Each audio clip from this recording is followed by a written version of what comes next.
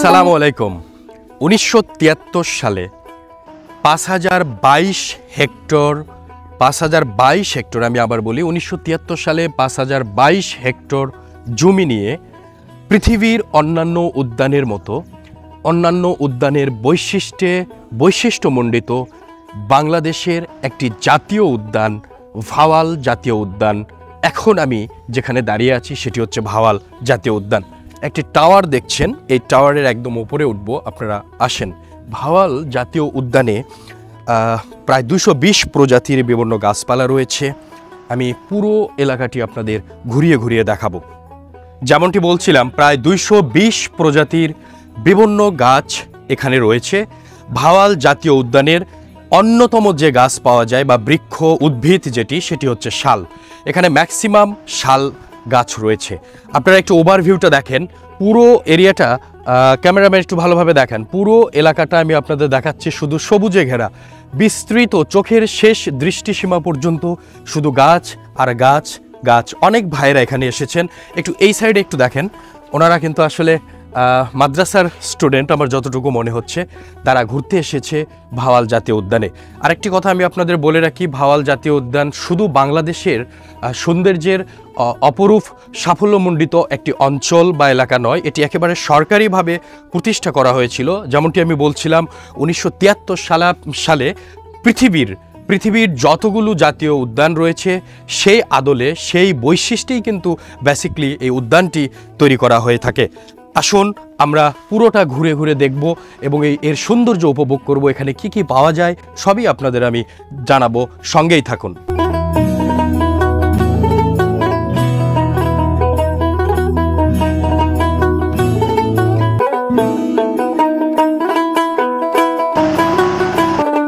ভাওয়াল জাতীয় উদ্যানে এসেছি।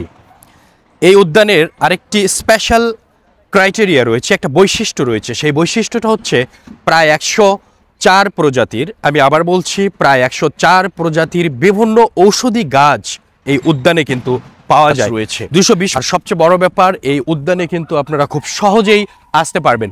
গুলিস্তান থেকে যে কোনো গাড়িতে, ময়মনসিংহগামী যে কোনো গাড়িতে উঠে আপনারা খুব সহজেই একেবারে ভাওয়াল জাতীয় উদ্যানের 3 নম্বর গেটের সামনে এসে আপনারা নামতে পারবেন এবং সহজেই এটার ভিতরে প্রবেশ করতে পারবেন। চলুন আমরা একটু, শিশু পার্ক রয়েছে, ওপাশে একটা মসজিদ রয়েছে, লেক রয়েছে, আরও বিভিন্ন প্রজাতির পশু পাখি রয়েছে, সেইগুলো আপনাদের দেখাবো, আমার সঙ্গেই থাকুন।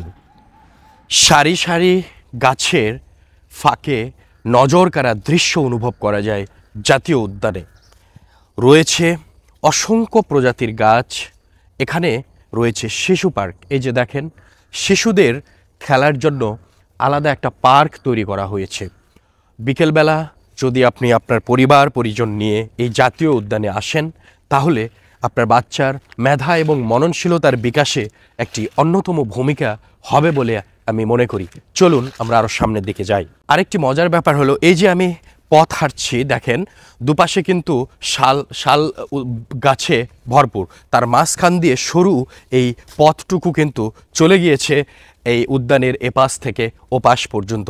আপনারা দেখতেই পাচ্ছেন এই রাস্তাটায় একদম 3 নম্বর গেট পর্যন্ত চলে গিয়েছে। আর পিছনের দিকে একটু দেখেন, পিছনের দিকে কিন্তু এটা চলে গিয়েছে। এই যে একটা টাওয়ার রয়েছে, যে টাওয়ারে আমি কথা বললাম, ঠিক সেখানে।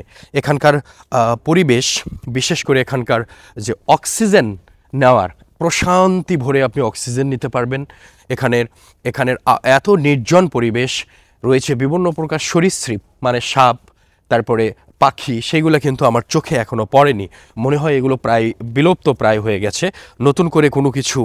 আর এখানে হরিণের কথা শুনেছিলাম জাতীয় উদ্যানে আছে, কিন্তু সেটা এখন দেখা যাচ্ছে না। লেকে কিন্তু ভালো বিভিন্ন প্রজাতির মাছ চাষ করা হয়ে থাকে, সেটা অনেক সুন্দর। যেমনটি বলছিলাম, এরকম জায়গায় কিন্তু আসলে ঘুরতে আসা উচিত। এত নির্জন, শুনশান, কোনো নীরবতা, কোনো শব্দ নেই, কোনো সাউন্ড নেই, শুধু গাছ আর গাছ, জঙ্গল। তবে আমার কাছে ভালোই লেগেছে। আমি আশা করব আপনারাও আসবেন, আপনাদের কাছেও এই পরিবেশটা অন্তত ভালো লাগবে। তবে হ্যাঁ, খুব বেশিক্ষণ এখানে স্টে করবেন না। 5টার পরে সবাই এখান থেকে বের হয়ে চলে যাবেন, কারণ যেহেতু এটি একটি নীরব এলাকা, শুনশান এলাকা, যে কোনো ধরনের ইনসিডেন্ট হওয়ার পসিবিলিটিটা অনেক বেশি থাকে।